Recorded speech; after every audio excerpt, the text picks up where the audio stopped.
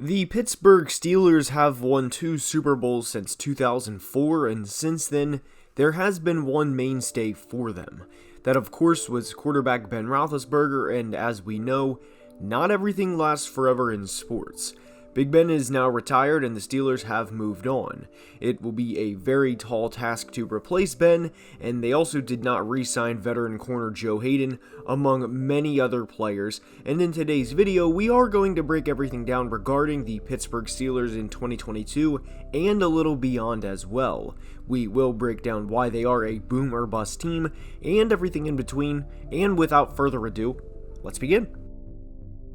And we are going to begin today's video by looking at their first 4 games of their 2022 schedule. They are at Cincinnati, home against the Patriots, at Cleveland on Thursday night, and home against the Jets. Right off the bat, they have 3 games in 11 days, and diving in immediately with the opener in Cincinnati, we ask this question: how do they plan to stop the Bengals this year? While I'm not saying or trying to imply the Bengals are this unstoppable force that you can only hope to contain and that the Steelers are doomed, I am asking, how do they stop a team that outscored them with a cumulative score of 65-20 last year? And what kind of makes matters worse for the Steelers within this is Joe Burrow did not throw for 200 yards in either of those games. That's not a bad thing for Pittsburgh, and in fact, that is something to take pride in. But the worrisome part for Pittsburgh is holding Joe Burrow to games that weren't his best and still getting outscored by 45 points over the course of 2 games. I do believe they will start out 0-1, but the positive part of this is the next 3 games are all games Pittsburgh in theory should win. Just because the quarterback play, whether it's Mitch, Kenny, or Mason, and initially I do believe it will be Mitch, is not on the level with some of the other AFC elite teams, a lot, and I mean a lot, of the rest of the roster is. And that's a big reason the title of today's video is what it is. The Pittsburgh Steelers are a boom or bust team, not just for 2022, but for 2023 as well. Whether Mitch Trubisky plays the entire 2022 regular season, or if he plays a portion of the season, the Steelers are a quarterback away from being right in line with the other top-tier AFC teams like the Bills, Chiefs, and Bengals of the world. And for what it's worth, Steelers fans, you guys obviously remember when you guys beat the Bills in Week 1 in their stadium last year. They obviously want Kenny Pickett to be the long-term guy, but no franchise would shy away from a quarterback coming over in free agency on what is a discount, referring to Mitch here, if he plays at an elite level and leads them to multiple playoff wins.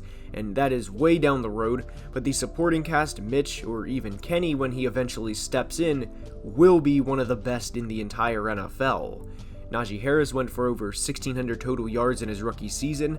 Pat Freiermuth looks to be a solid tight end for anywhere from 5 to 7 years and perhaps even longer. And as I recorded this, Steelers fans have to be thrilled with how George Pickens played in the team's preseason debut, and with how the Steelers develop receivers from all the way back with Hines Ward to Santonio Holmes to Emmanuel Sanders, AB, Juju, and everyone else. It's hard not to buy into the George Pickens hype, and that's even with Deontay Johnson on the roster, who went for over 100 catches and 1,100 yards last year. And I also did not forget Chase Claypool either, who now has back-to-back 800-yard seasons and is entering his 3rd NFL season. The defensive side of the ball is, of course, led by all-world pass rusher TJ Watt, who has been a great player for them since being drafted in the 1st round back in 2017. And great is an understatement for TJ Watt, as over the first 5 years of his career, he has an absurd 72 sacks, with only 1 season not in double digits, that of course being his rookie season. He has 3 straight years with 30 or more quarterback hits, and back-to-back years with 20 or more tackles for a loss, and will be 28 years old in October. The main thing with TJ and another player we will soon discuss is they're not going to be around for forever. That's also not to say to start to plan for the post-TJ Watt era before he even turns 28, but the reality is the Steelers have to strike while the iron is hot, and strike while they have this leader in TJ on the defense. His talent is off the charts and is one of only 3 Steelers to win a Defensive Player of the Year award in the past 25 years, the others being Troy Polamalu and James Harrison. And getting back to the point of time being limited for this window, certainly applies to the man in the middle of the defense, and that's Cam Hayward. Hayward has quietly been productive over the past 5 years. At least I think he's been quiet because a lot of national media analysts don't give Hayward the attention and the praise he deserves, and is coming off of quite the run for himself personally. He is a 5-time Pro Bowl player, and him and TJ and Alex Highsmith, who we will discuss shortly, are not easy for opposing offenses to block.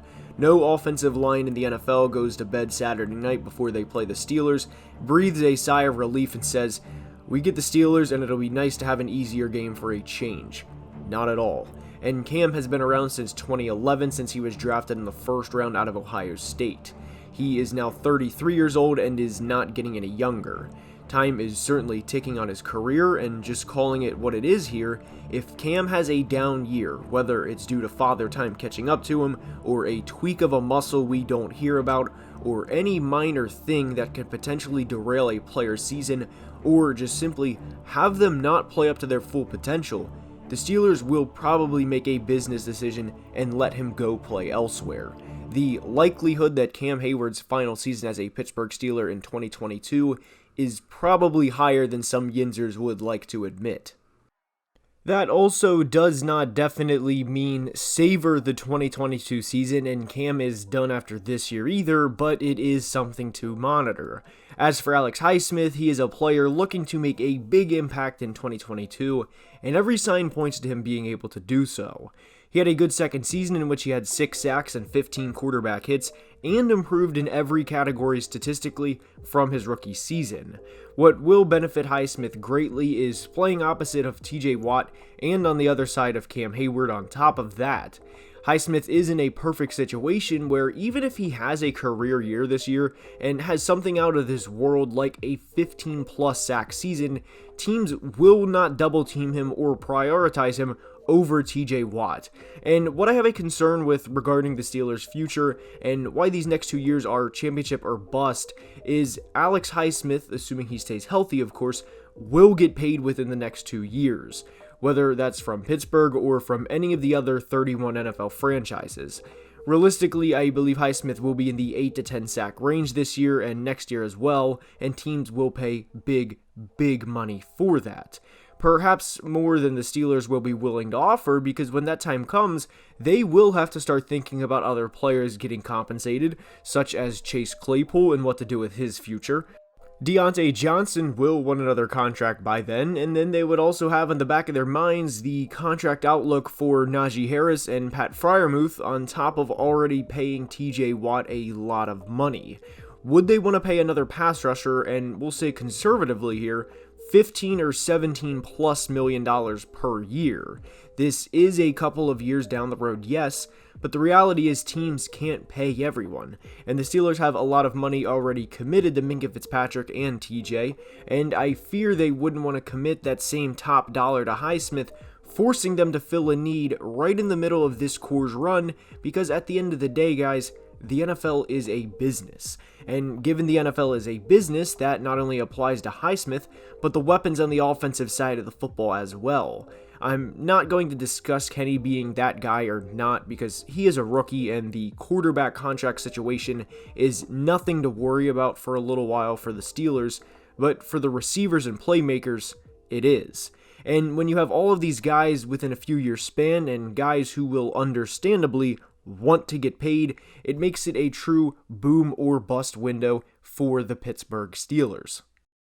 Of course, players like TJ Watt and Minkah Fitzpatrick will be around for the next few years and are blue chip players for the Steelers franchise. But the players who are a step down from them, like the Alex Highsmiths, Deontay Johnsons, and everyone else, they are good players, and replacing good players is not easy. Based on how many of those good players the Steelers have, you'd have to think some of them will leave in free agency or be traded so the Steelers can at least get some return before those guys would walk. And that is a big reason why they are in this 2-year boom or bust window. The quarterback play could obviously extend this window and keep them in the true upper tier of the AFC teams, but at this point in time, it is a big question mark. For 2022, I think they'll be in the 8-9 win range, and it would not surprise me if this is the first year in the Mike Tomlin era where they have a losing season. That's obviously not to say they're going to, it just would not surprise me. We all knew the post-Big Ben era was coming, but how will they do in 2022 and beyond? And that's all I have for today. I hope you enjoyed. Let me know what you think in the comments about the Steelers this year and their future, and please leave a like and subscribe if you enjoyed, as it would be very much appreciated, as well as help out tremendously with the YouTube algorithm. And until next time, as always, please be safe and have a great day. Love you guys.